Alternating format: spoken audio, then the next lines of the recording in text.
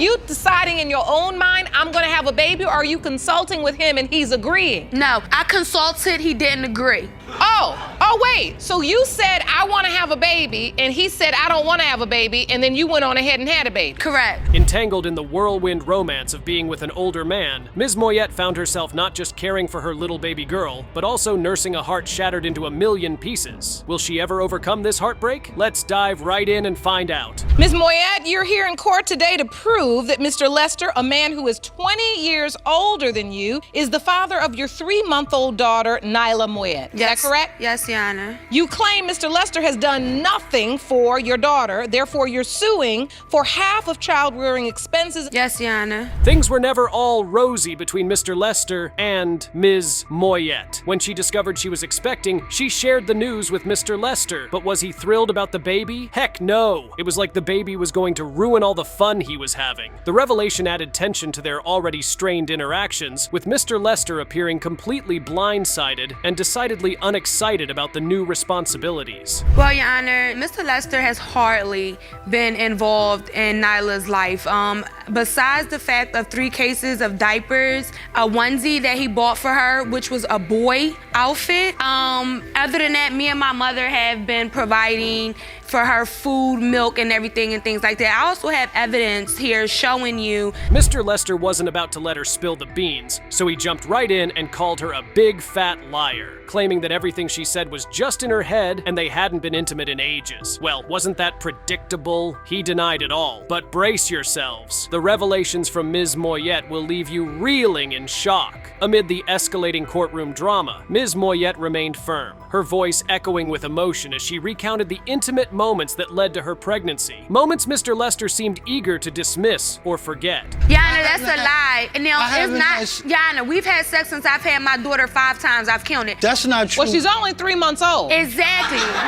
Mr. Lester, you're saying that this is all in her mind? Yes, Your Honor. It is definitely in her mind. We've had sex, and I don't know why you're lying. Mr. Lester wasn't exactly playing nice in the courtroom. He kept hammering on the fact that he didn't want a commitment with Ms. Moyet. According to him, he was just out for a good time, but Ms. Moyet seemed dead set on having his baby. Now, who's telling the truth here? I'm utterly perplexed at this point. His adamance painted a picture of a man who felt trapped, which seemed totally different against Ms. Moyet's portrayal of a forsaken lover seeking acknowledgement and support for their child. What is even happening? Your Honor, I have no reason to lie. I planned my baby's pregnancy. I planned this. I wanted to be with him. I still want to be with him. What she's saying is you were having unprotected sex with her then, and even since this child's birth, you're still having unprotected sex with her, which means that you are a possible father if in fact that sex occurred during the window of conception. It was an all-out war zone in that courtroom. The things that were flying out of both Mr. Lester and Ms. Moyet's mouths were downright unbelievable. Even Judge Lauren seemed utterly baffled as she struggled to make sense of their conflicting accounts. The air was ripe with the tension, accusations, denial, and a desperate quest for validation. Oh wait, so you said I want to have a baby, and he said I don't want to have a baby, and then you went on ahead and had a baby. Correct. Well, she told the truth. Yes, she did. Mr. Lester, Yes, Your Honor. you weren't interested in having a child. No, I wasn't, Your Honor. I only was interested in the friendship. She became more obsessed. Every time she expressed... Mr. Lester, who never wanted to start a family with Ms. Moyet, dropped a bombshell, stating that he had doubts about the baby's paternity. Was he living in denial? I mean, he was essentially sleeping with Ms. Moyet without any protection. Trust me, folks, these two are bonkers! The courtroom gasped, the weight of his denial hanging heavy in the air as Ms. Moyet's face crumpled under the strain of his accusations. I did want a sexual relationship without being in a committed relationship. I did want that, and she agreed to it. I agreed to it in the beginning, and when he told me that he loved me, it opened me up to the fact that, well, maybe it could be. I mean, my background... But now, folks, it's time to lift the veil of deception and reveal the truth after a barrage of lies and deceit. The day of reckoning has finally arrived, with everyone eagerly awaiting the moment of truth. Are you ready to uncover the truth? I bet you are. So let's buckle up, because here it comes. As the judge prepares to read the results, the room holds its breath, every eye fixed on the unfolding drama that could either mend or forever fracture the lives entwined in this emotional saga. Mr. Lester, Yes. you are Nyla's father. Yes! Yes! Ma'am. Miss Didn't I tell you? Ma'am. Didn't I tell You you? need to be Miss respectful. Moyet, Didn't I tell you? Ma'am, I understand you're upset.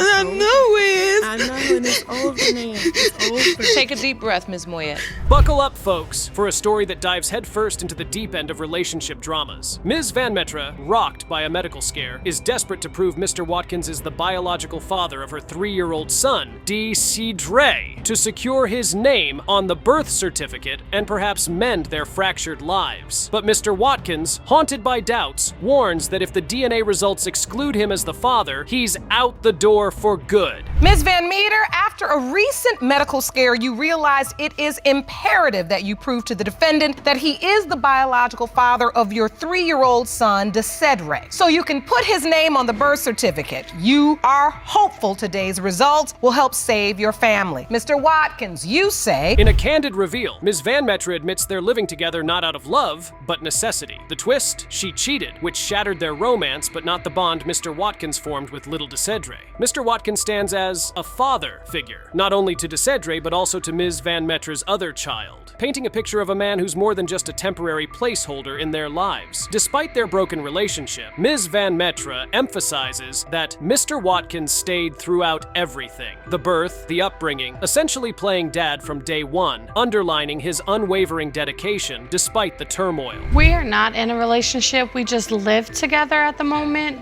Okay. We broke up because of the simple fact that I cheated, and he has just stayed and he's been there throughout everything, throughout the whole birth, throughout my son being 3 now. He's just played his dad the whole time. The plot thickens as Mr. Watkins recounts the fateful night when he discovered Ms. Van Metra's infidelity, right in front of their home, no less. Caught red-handed, Ms. Van Metra's tangled web of texts and deceit unraveled in the harsh light of day. The confrontation leaves us questioning, what drives a person to jeopardize everything for a fleeting moment of passion? As Ms. Van Metra attempts to justify her actions, Mr. Watkins' resolve is tested, showcasing his strength and depth of character and refusing to abandon his familial duties, driven by his own past of growing up without a father. So I'm gonna just go ahead and do what I have to do as a man and still be there. And I can see as you talk about that, you feel emotional. You've been very good to this child. Yeah. Despite your doubt, because it means something to you. Right. Also, I play father to her other child that doesn't have a father in her life, so Okay. I'm taking care of the whole crew. And I understand that and I respect that, but As they navigate the sea of accusations and remorse, Mr. Watkins' steadfast commitment to the children emerges as a symbol of hope and pure goodness. Despite the chaos, his dedication to providing a stable home is both heartwarming and heartbreaking. But let's not kid ourselves. The road to resolution is not easy, and it's just an emotional landmine. I never had sex with this guy before, but I did kiss him. Well, I guess they were making up for lost times. But my point is, Ms. Van Meter, you do have this sexual encounter, and then you find out you're pregnant. yes, Your Honor. How long after that? Maybe a week or 2 after the fact. I don't remember the exact date. Now, the courtroom is electric with tension as the moment of truth approaches. Will the DNA test cement Mr. Watkins' role in Decidre's life, or will it blow their fragile world apart? The stakes couldn't be higher as we teeter on the brink of revelation. Are you clutching your seats yet? I bet you are. So take a deep breath, because the verdict is about to redefine a family's destiny. The truth, as they say, will set you free. Or will it? Let's find out together. Mr. Lester, I want to ask you, what are your doubts exactly? I have at least 5 doubts, and I would like to show. I see you brought an exhibit. Yes. And yes. Go ahead on over to you Thank you. and represent yourself. My first doubt is when I first met Miss Moyet, she told me her name was Mia. In this whirlwind of passion, betrayal, and paternal duty, we're reminded that the heart of the matter often lies in the hands of the unsuspecting. As the saga unfolds, it's clear that amidst the chaos, the true innocents are the children thrust into the adult world of mistakes and misjudgments. Mr. Watkins, you are the father. All right. Ooh. That's my boy right there. No wonder he's so damn bad. That's funny. I've never heard that. But Mr. Watkins, I'm so glad DeCedre will have his daddy in his life. Hold on tight as we dive into a paternity puzzle that's more twisted than a daytime soap opera. Ms. Brutin finds herself caught between Mr. Martin, who desperately wants to be a dad, and her ex, Mr. Richardson, whom she insists is her child's true father. This episode is teeming with claims, counterclaims, and a battle for parental rights that'll leave your head spinning. Good morning, Your Honor. Good morning. This is the case of Brutin versus Martin. Thank you, Jerome. Good day, everyone. Ms. Brutin, you claim to be 100% positive that Mr. Martin is not your son's biological father because your ex-boyfriend, Mr. Richardson, is. Yes, Your Honor. Ms. Brutin is adamant. Her heart belongs to Mr. Richardson, but Mr. Martin isn't bowing out without a fight. He's confident he's the father, claiming multiple encounters during the conception window. But here's where it gets juicy. Ms. Brutin only acknowledges two. Who's telling the truth? And more importantly, who's the biological daddy?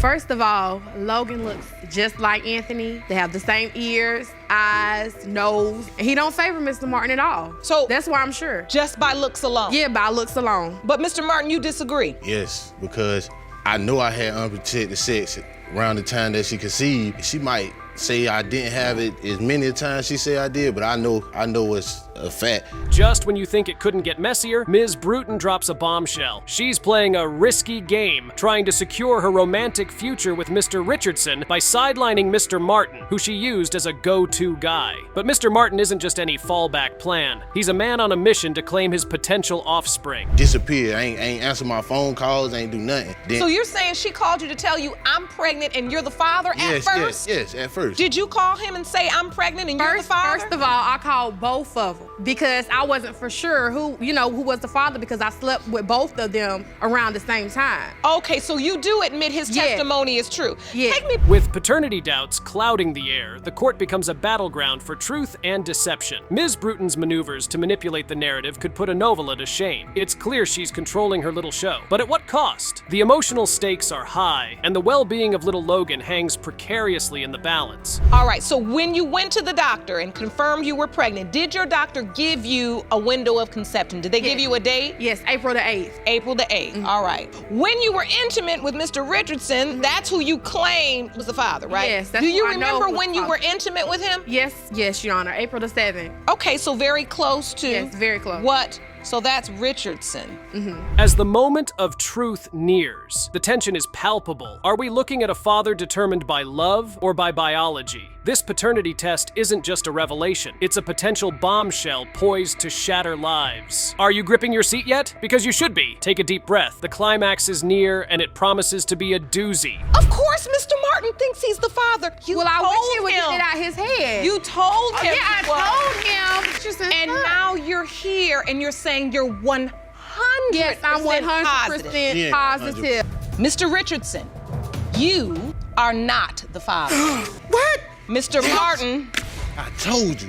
what? I told you. You are the told you. father. I told you. Hold on to your seats, folks, because today's paternity court episode dives into a tornado of emotions and surprises. Ms. Adams finds herself in a dizzying love triangle, leading to not just one, but two paternity disputes over adorable twins, Kamarian and Kamariana. Are you ready for this roller coaster? Ms. Adams, you say you were caught in a love triangle, and now the defendant doesn't believe he fathered your 13-month-old twins, Kamarian and Kamariana. You testify that you are 100% certain he is and plan to prove it today in court. Is that correct? Yes, Your Honor. The confusion begins when Ms. Adams, freshly out of a long-term relationship and feeling vulnerable, meets Mr. Spencer. A fling leads to the birth of twins, but with Ms. Adams' ex also in the picture, the plot thickens! As claims fly from all directions, Ms. Adams asserts Mr. Spencer is the father, but Mr. Spencer doubts, spurred by whispers from the ex's family. Her emotional turmoil and longing for her past relationship complicate the narrative, casting shadows of doubt across what should be a clear situation.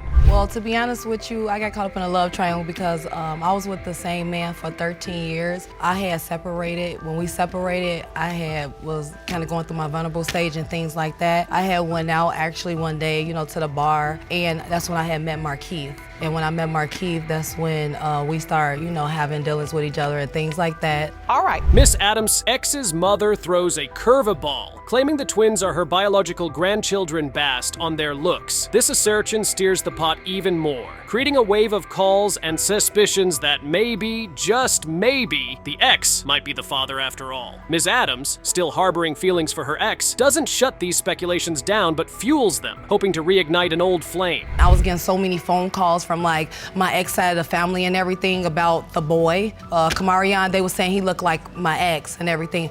So it got to the point where I'm just like, whoa, I never thought that Marquis was not the father, but then, you know, she was just telling me, oh, Christian, put two and two together, just think about it. You know, like it don't make sense. You already had the babies early, so you could have been already pregnant. The emotional battlefield is set. Mr. Spencer feels sidelined. The ex's family is emotionally invested, and Ms. Adams is caught in her feelings, manipulating the narrative to fit her desires. As the disputes grow, so do the tensions, with everyone around the twins picking sides based on loyalty and blood ties, not just DNA. The emotional weight of the situation is visible as Ms. Adams struggles with her own desires against the realities of her children's futures. When did you get wind of the fact that these twins, the beautiful twins, may not be your biological children after you were told that they were? It was like probably a couple months after I was away, you know, I've been going, you know, I talked to her, kept in contact with her the whole time, like her pregnancy or whatever, we talked, you know, she was, you know, writing me letters and stuff saying like how these was my kids, how she wanted me to come home, be a family with her, stuff like that, you know. And then the communication was changing, like. As truths start to blur with lies, Ms. Adams admits to playing both sides to maintain her relationship with her ex. This admission throws Mr. Spencer into a whirl of betrayal, having been led to believe he was building a future with his children. The courtroom becomes a scene of confrontation, with family members from both sides weighing in, sharing their heartaches and hopes. The complexities of the relationships are laid bare, as painful as they are, highlighting the gravity of the emotional stakes at play.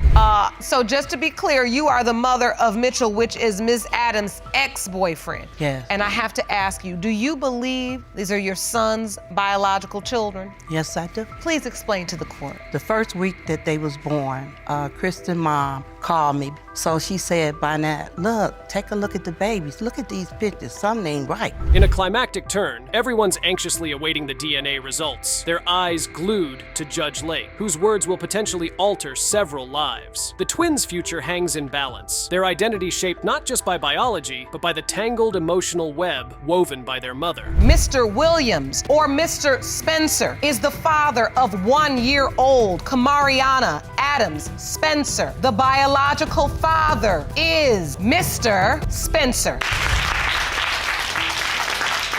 As Judge Lake prepares to reveal the truth, the courtroom holds its breath. Is the foundation of these children's lives built on lies? Or is there a chance for redemption and healing among the adults who claim to love them most? The only clear victims are the twins, caught in the crossfire of adult complications. How will this saga end? It's time to find out. The next result is for Kamarion. Mr. Williams, or Mr. Spencer, is the father of 1-year-old Kamarion Adams Spencer. The biological father is Mr. Spencer. The biological father. What are you feeling in this moment? Like if she knew like them was my kids all this time, like ain't